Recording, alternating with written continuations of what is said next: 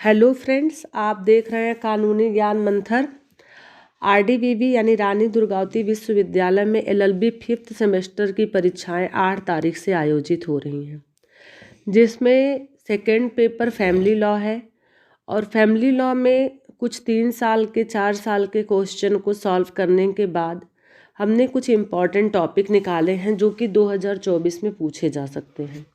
एक कॉन्सेप्ट है धर्मदाय, रिलीजियस एंडोमेंट। ये हिंदू विधि में एक कॉन्सेप्ट है। धर्मदाय क्या होता है, धर्मदाय की शुरुआत कहाँ से हुई और क्या अभी भी धर्मदाय या रिलीजियस एंडोमेंट हो रहा है, इसके बारे में है आज इस वीडियो में चर्चा करेंगे। धर्मदाय का अगर कॉन्सेप्ट हम समझे तो एक बहुत ही सिंपल सी भाषा में आप समझ सकते हो।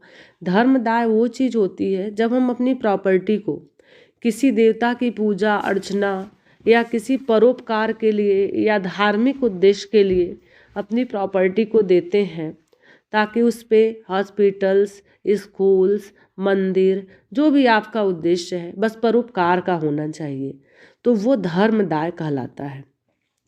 धर्मदाय की परिभाषा राघवाचार्य ने भी दिया है। राघवाचार्य ने बहुत ही सुंदर परिभाषा दी है धर्मदाय की। धार्मिक तथा परोपकारी उद्देश्यों के हेतु संपत्ति का समर्पण धर्मदाय कहलाता है। यानी धार्मिक और परोपकारी उद्देश्य के लिए अगर आप अपनी प्रॉपर्टी को समर्पित करते हैं तो वो धर्मदाय कहलाता है, जिसमें एक कर्ता होता है और एक निश्चित वस्तु होती है जिसको कि निर्धारित किया जा सकता है। धर्मदाय एक विशेष प्रकार की संपत्ति है और धर्मदाय की स्थापना धार्मिक एवं परोपकारिक कार्यों के लिए की जाती है। और इसके ज्वलंत उदाहरण है जैसे हॉस्पिटल, विद्यालय यानी स्कूल, मंदिर, ये सारी उद्देश्य के लिए जो है धर्मदाय किया जा सकता है। अब हम बात करते हैं ये धर्मदाय कितने प्रकार का होता है, काइंड्स ऑफ एंडोमेंट। तो एक होता है पब्लिक और प्राइवेट यानी सार्वजनिक और व्यक्तिगत। दूसरा होता है रियल और क्वाशी यानी वास्तविक या आभासी। तीसरा होता है पार्शियल और एब्सोल्यूट, आंशिक या पूर्ण। चौथा होता है धार्मिक तथा परोपकारी, रिलीजियस एंड चैरिटेबल। और पांचवा होता है वैलिड एंड इनवैलिड, वैध तथा अमान्य। यहाँ पे हम उपरोक्त 2 प्रकार की चर्चा करेंगे, जिसमें पहला है पब्लिक और प्राइवेट यानी सार्वजनिक या व्यक्तिगत। जब कभी प्रश्न ये उठता है कि जिस धर्मदाय की स्थापना हुई है वह सार्वजनिक है या व्यक्तिगत, तो इस चीज़ को समझने के लिए हमें ये समझना होगा कि आपने किस उद्देश्य से अपनी प्रॉपर्टी को धर्मदाय में दिया है। अगर उसका उपयोग पूरी पब्लिक कर रही है, सामाजिक उपभोग के लिए किया जा रहा है, जनता के उपयोग के लिए किया जा रहा है, तो वो पब्लिक कहलाएगा। और यदि आप अपने पारिवारिक देवता, जैसे बोला जाता है ना कुल देवता, तो कुल देवता की उपासना के लिए अगर किसी संपत्ति को दिया जा रहा है, जैसे मान लीजिए बहुत बड़ी परिवार है, बहुत बड़ी जॉइंट फैमिली है और उस फैमिली में कोई एक पर्सन अपना कोई प्लॉट या अपना कोई घर ऐसा बना देता है जिसमें कुल देवता को रखा जाता है और परिवार के, पाटीदार के, दायाद के सभी लोग आकर के वहाँ पे पूजा करते हैं, तो वो आपका पर्सनल धर्मदाय कहलाएगा। इसके बाद वास्तविक तथा आभासी यानी रियल और क्वाशी।